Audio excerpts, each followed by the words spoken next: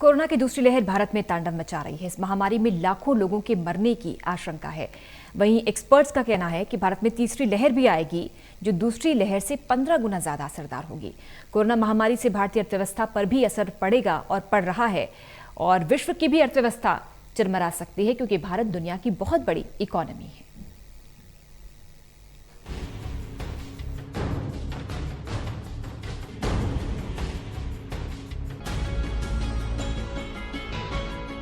Corona महामारी की दूसरी लहर का भारत पर तबाही और बर्बादी लाने वाला असर दिखने लगा है।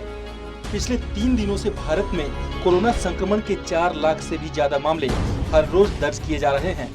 इस महामारी के कारण बीते 7 दिनों में हर रोज औसतन करीब 4000 से ज्यादा लोगों की मौतें हो रही है।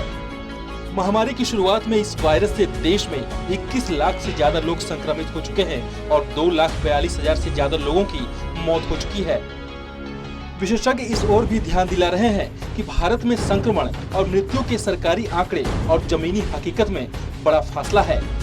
भारत में महामारी की दूसरी लहर को कई पहलुओं से जोड़कर देखा जा रहा है। पहला तो ये कि आंकड़े ठीक से इकट्ठा नहीं किए गए और सरकार ने हकीकत को नजरअंदाज करते हुए उसे खुशी से स्वीकार कर लिया है। दूसरी वजह यह है कि कोरोना वायरस का एक नया वेरिएंट उम्मीद और सोच से कहीं ज्यादा घातक रहा है। तीसरी वजह यह भी थी कि देश में चुनाव का मौसम था, कुंभ आयोजित किया गया और ये सब कुछ कोविड प्रोटोकॉल को किनारे रखते हुए किया गया था। अब ये साफ है कि देश की आबादी का एक बड़ा हिस्सा एक मानवीय संकट का सामना कर रहा है। देश में 1.4 अरब की आबादी रहती है, यानी दुनिया का हर छठा व्यक्ति हिंदुस्तानी है। आगे हम कुछ उन बातों को समझने की कोशिश करेंगे जिससे दुनिया की अर्थव्यवस्था भारत के संकट से अछूती नहीं रह सकती है। 1 साल जिसे भारत ने खो दिया। भारत दुनिया की 5वीं सबसे बड़ी अर्थव्यवस्था है और विश्व के आर्थिक विकास में इसका महत्वपूर्ण योगदान रहता है। भारत का आर्थिक विकास तुलनात्मक रूप से 4 से 8% के बीच रहता आया है। उसके पास दुनिया का एक बहुत बड़ा बाजार है। यहाँ तक कि महामारी के आने से पहले साल 2020 के शुरू में विश्व मुद्रा कोष ने कहा था कि भारत के योगदान में कमी के कारण ही साल 2018 और 2019 में वैश्विक विकास में सुस्ती देखी गई थी। साल 2020 के लिए IMF ने भारत की विकास दर को लेकर अपना पूर्वानुमान कम करके 5.8% कर दिया था। हालांकि IMF को भारतीय उपमहाद्वीप से ज्यादा उम्मीद थी। अब ऐसा लग रहा है कि साल 2020 में वैश्विक विकास दर गिरकर 4% के आसपास रह गई है, जबकि भारत के विकास दर में लगभग 10% की गिरावट दर्ज हुई है।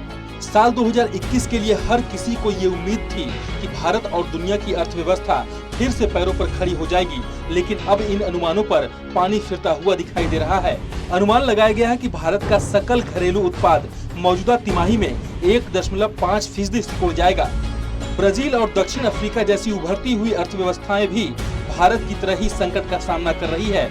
ऐसे में हम उम्मीद कर सकते हैं कि दुनिया के विकास पर इसका भी असर पड़ेगा।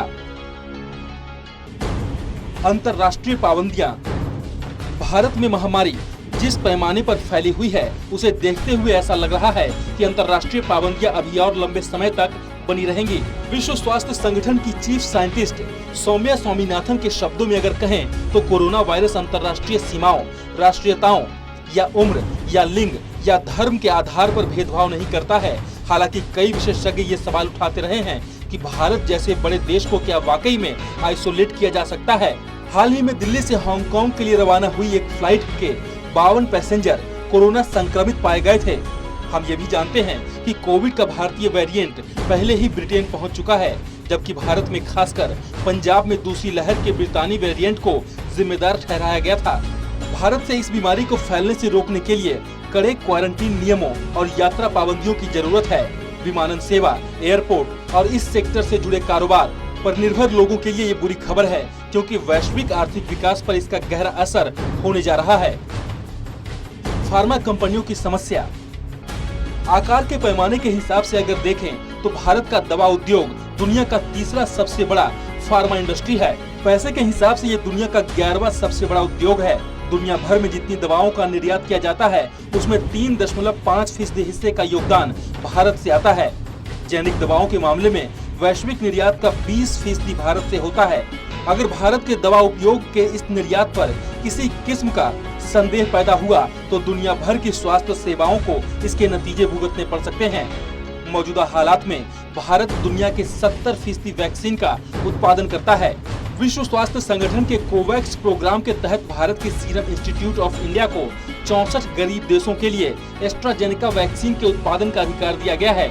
इसके साथ ही सीरम इंस्टीट्यूट के ब्रिटेन के लिए 50 लाख खुराकों के लिए भी उत्पादन करना है। भारत के कोरोना संकट का ये मतलब हुआ कि या तो वैक्सीन के निर्यात पर रोक लगा दिया गया है या फिर रद्द कर दिया गया है। महामारी की नई लहर का सामना कर रहे कई देशों के लिए ये बुरी खबर है और यहाँ के आम जिंदगी को फिर से पटरी पर लौटाने की कोशिश में ठहराव आ जाएगा। अगर भारत पूरी दुनिया को वैक्सीन की सप्लाई नहीं कर पाएगा तो हम उसके साइड इफेक्ट देखेंगे। दुनिया के अलग अलग हिस्सों में बार बार लॉकडाउन लगाए जाएंगे, सोशल डिस्टेंसिंग के प्रोटोकॉल बढ़ जाएंगे और दुनिया भर के देशों में आर्थिक गतिविधियां एक बार फिर से सुस्ती का शिकार हो जाएंगी। सेवाएं जो नहीं मुहैया कराई जा सकेंगी। भारत पश्चिमी यूरोप और अमेरिका में कई कामों को सपोर्ट स्टाफ मुहैया कराता है, खासकर वित्तीय स्वास्थ्य क्षेत्र में। अब महामारी के कारण ये सेवाएं अबाध गति से जारी नहीं रखी जा सकेगी। उदाहरण के लिए इसे देखते हुए अमेरिका व्यापारिक संगठन यूएस चैम्बर ऑफ कॉमर्स ने इस बात को लेकर चिंता जाहिर की है कि भारतीय अर्थव्यवस्था वैश्विक अर्थव्यवस्था के कदमों में बेड़ियां डाल सकती है। इसका दूसरा उदाहरण ब्रिटेन का है, जिसके लिए ब्रेक्जिट के बाद भारत से व्यापारिक रिश्ते काफी मायने रखते हैं। ब्रिटेन के लिए भारत की अहमियत का अंदाजा इस बात से भी लगाया जा सकता है कि साल 2021 में ब्रितानी प्रधानमंत्री बोरिस जॉनसन 2 भारत यात्रा का कार्यक्रम बना चुके हैं, लेकिन महामारी के कारण उन्हें आखिरी लम्हों में इसे स्थगित करना पड़ा। इन समस्याओं को देखते हुए दुनिया के लिए जरूरी हो गया है कि वो भारत की मदद के लिए जल्द से जल्द कदम उठाएं। हालांकि शुरुआती देरी के बाद दुनिया भर के देशों से अब भारत के लिए मदद पहुंचने लगी है। ब्रिटेन से वेंटिलेटर्स और ऑक्सीजन कंसंट्रेटर्स भेजे हैं। अमेरिका ने दवाओं और वैक्सीन के लिए कच्चे माल के साथ ही रैपिड टेस्ट किट और वेंटिलेटर्स भेजे हैं। जर्मनी ने भी मेडिकल हेल्प के अलावा ऑक्सीजन की सप्लाई भेजी है। लेकिन भारत को जो कुछ भी भेजा जा रहा है वो उसकी जरूरत के लिहाज से समंदर में एक बूंद के बराबर सा लग रहा है। लेकिन कम से कम ये बात तो दिख रही है कि दुनिया को भारत की परवाह है। भारत सरकार भले ही मौजूदा संकट को संभालने में कारगर न रही हो, लेकिन दुनिया पर पड़ने वाले इसके असर को न समझना उसे नजरअंदाज करना जैसा ही था। अगर दुनिया के बड़े देश भारत की मदद कर पाने में नाकाम रहे तो जल्दी ही भारत का संकट वैश्विक संकट में बदल सकता है। और ऐसा केवल स्वास्थ्य के क्षेत्र में नहीं होगा, बल्कि अर्थव्यवस्था के मोर्चे पर भी संकट के बादल मंडरा रहे हैं। Special desk, total news.